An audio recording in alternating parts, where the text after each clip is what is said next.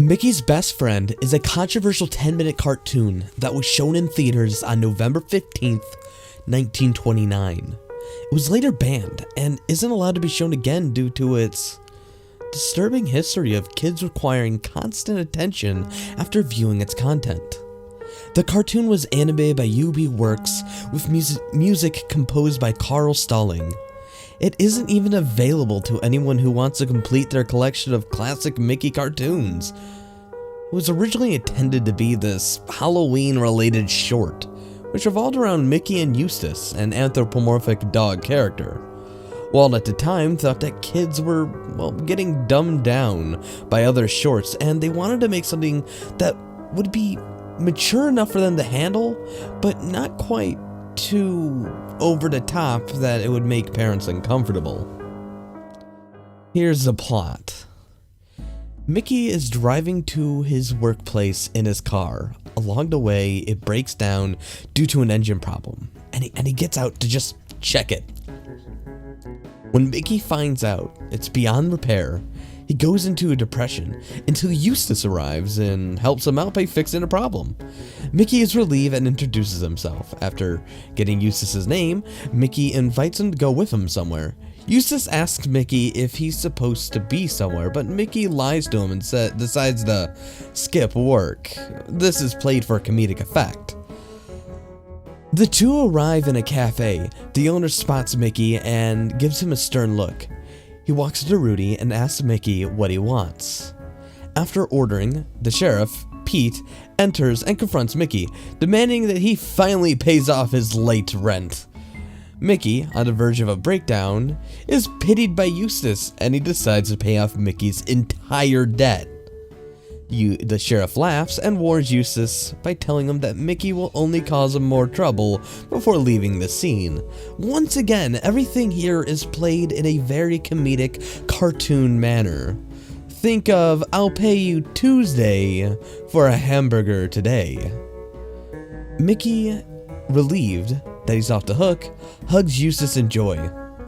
Mickey leaves the cafe with Eustace and begins to introduce his new friend to the local residents through a bunch of different scenes that usually have some sort of comedic payoff. A lot of them don't care and walk off. The last resident they speak to begins to chuckle for a bit and warns Eustace that he should be careful around that mouse. Eustace tries to get an explanation on why this person holds a grudge against Mickey, but the resident is nowhere to be seen after his warning, seemingly slamming the door on him, once again, in a supposedly humorous way. Eustace asks Mickey why he's smiling after the reception he got, and Mickey admits to Eustace that he hasn't had friends before and that Eustace was, in fact, his pal. Eustace feels bad and seems to be hiding something with a guilty expression. Mickey and Eustace, in a bunch of quick scenes, stop by a theater, play a game, and go atop a mountain, enjoying the scenery. Kind of like a quick little, memory book of them having fun and chuckles with each other. Afterwards, Mickey shows Eustace his home in the hopes that he'll live with him. It's here where Eustace feels bad for the mouse, but finally admits that he has to leave. Mickey's in shock, and he assumes that it's a betrayal, and like all other relationships he's had, he feels that he's gonna be losing yet another friend. The mouse is devastated, and as someone who's experienced this, I gotta say, it's actually one of the most heart-wrenching scenes in 1920s television, or rather 1920s theater or cartoons. You see, a lot of, things just happened to go wrong in the 1920s. For example, footage wasn't actually the best, and oftentimes was made with flammable materials. So stuff like this would often burn or be gone, and there's very few works we actually have from this time in film history. So when I actually had the honor of seeing this, being one of the first people to see it in almost 100 years, I gotta say, this part was one of the most genuinely heartbreaking moments I had seen on a projector. It was insane. However, back to the plot. Eustace tells Mickey that he isn't pleased by the town, and especially the residents, and is going to search elsewhere. He apologizes to Mickey and gives him a few quick encouraging words, which again is an actual heartfelt moment, before finally heading out the door. Now, I have to mention, when Walt Disney set out to make this a sort of, well, more mature take on Mickey, it's this scene that I usually point to tell people that he did a really damn good job. However, the next scene does not quite end the skit, and should the thing have ended right there, where Eustace was leaving, Mickey was defeated, and it left him in a depression, but still hopeful that he might find a friend one day, it would have been great. However, the next scene just, again, showed him walking down the basement. He turns on the lights, where Eustace is tied to an operating table. It seems that some time had passed because the front of the house looked different, and the interior once again looked a little more decrepit. Eustace is still unconscious. Mickey begins to sob and act apologetic. He talks to Eustace through his state, telling him that he has to be on his way. He constantly shouts out that he can't be alone anymore, and finally gets out a knife under the operating table in a very cartoonish fashion, and begins to work on him off screen. After Eustace finally awakes, it's revealed that he's no longer anthropomorphic, but in fact a real dog. He begins to freak out, but he only can make barks. During the freakout, it switches to first-person mode, and we see Eustace entering the room. Eustace no longer seems scared. At the moment, he sets his sight on Mickey. Through the mouse, he feels like he needs Mickey, and finally pounces and licks him. Mickey Mouse tells Eustace that nobody will ever know about their eternal secret, and he tells Eustace that he'll be known as Pluto until they part. The scene switches to Mickey's home and zooms out. The sheriff's laughter is heard along with the dog resident, who he warned about Mickey in the first place.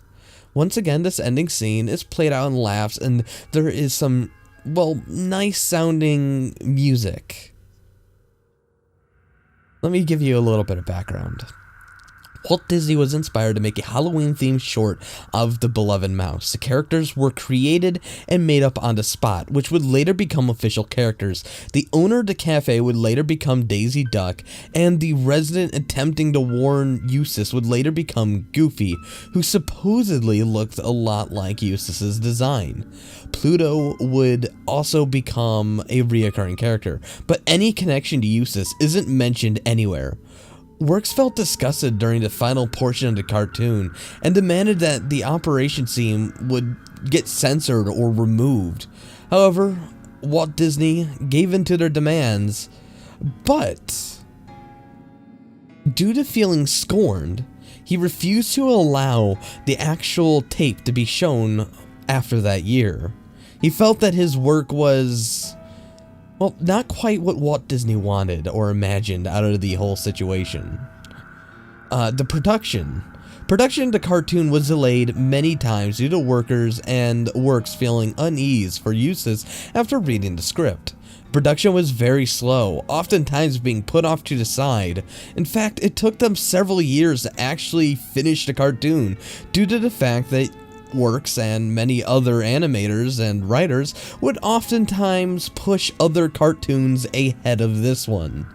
There was also an undisclosed amount of budget, which could be due to animators demanding higher pay for making something out of their comfort zone, or possibly due to the poor pay during the time as well. After all, we were about to hit the recession, and it's quite possible that that might have had an effect. However, the reception was a completely different story. A lot of outrage and controversy stirred after the cartoon, which also could have led to Walt Disney finally banning the damn thing after it finally got released in theaters. It was exactly the opposite of Walt wanted. People claimed that their children couldn't sleep at night and would get nightmares involving getting operated by Mickey and among other stupid things. It was a Halloween special, but for some reason it was just taken the wrong way. It would even cause some children who were very young to require constant attention because they didn't want to be alone. They would start screaming, especially at night. Due to this, parents wanted to press charges over the content. And this was a time where pornography was outright banned, so it's not quite out of the realms of possibility that something like this would have been charged. But on the other hand, cartoons were seen just as much for adults, even though it was largely enjoyed by children. Walt finally decided to destroy any copied cartoon he would come across in an attempt to once again hide his failures and show dissatisfaction in the final work. Now, I do have a few theories, and none of these are personally mine, but a lot of them have been pointed out by other people along the internet. Now, a few have pointed out how Eustace looks similar to Goofy, and some said that Eustace's features would be later on given to Goofy. After multiple viewings, some have talked about the anthropomorphic characters being considered normal, perfect beings, while the ferals are considered to be mentally disabled and are kept as pets and restrained due to mainly how dangerous they can be. While there's no connections to Eustace in further cartoons, Mickey gets extremely worried when Pluto runs off and gets lost, and will even try to risk his life to save his best friend, quote unquote. This is the only connection to, well, Mickey's best friend that is shown in other cartoons. But some think that they don't want to save Pluto, who is merely either a mentally disabled person or a damn dog, because he wants to, but rather he is afraid that they might discover that he wasn't originally like that. There used to be a particular site that showed screenshots from Mickey's best friend, but it's no longer accessible, and the site can no longer be found. It seemed to have vanished. Most of the writers for this short are now deceased, mostly due to old age. Back when they were around, though, they didn't want any mention of cartoon. Some said it was due to guilt, some says that it was an embarrassment on their career. Either way, it was a very odd and politically correct time. If you guys happen to know where I can find a copy of this, or happen to find something lurking around the interwebs, let me know. I would love to view it again. But as for now, all I can really do is just give you my synopsis. The thing's dead. It's a long and buried cartoon that only was around for maybe a couple of months. So, yeah, if you happen to find it, let me know. Leave a comment in this video. As for the rest of you, there will be a regularly scheduled video on in a bit. Goodbye.